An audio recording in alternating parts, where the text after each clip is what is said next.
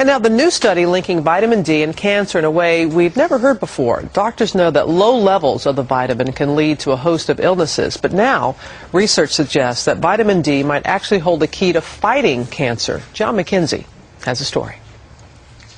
The studies just keep coming, the evidence mounting. Low levels of vitamin D are now linked to so many illnesses, from breast, colon, and prostate cancers, type 1 diabetes and asthma, to multiple sclerosis and heart disease. I even think of vitamin D as the fountain of youth, if you will, in that it allows us to age well. At least that's the hope. And nowhere is the evidence more compelling than here in the laboratory. So all the work here is on vitamin D? Yes, we've got Professor Joellen Welsh has spent the last 25 years studying the powerful effect of vitamin D on cells. These are human breast cancer cells growing in the flask. Taken from a woman who had breast cancer? Yes.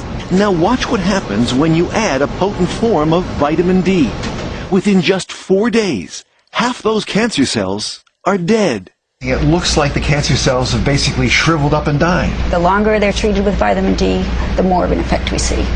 What happens is that vitamin D enters the cells and it triggers this cell death process. It's similar to what we see when we treat cells with tamoxifen. A drug used to treat breast cancer? Yes. That's amazing. It is amazing. It's a very dramatic effect. That was just the beginning.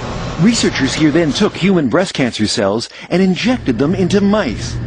Tumors quickly began to grow, but when the mice were treated with vitamin D, the tumors began to shrink. Look, this one was reduced to half its size. The one here disappeared entirely. Similar results have been seen on colon and prostate tumors in mice. The real test, however, remains. Will vitamin D work this way in people? Other lab work is revealing how vitamin D can actually improve the way cells function in the heart and in blood vessels. And the number one killer is vascular disease, and vitamin D makes our arteries more healthy, basically, allows them to age well. Preliminary, tantalizing research on a common nutrient with so much potential. For Good Morning America, John McKenzie, ABC News, Albany, New York.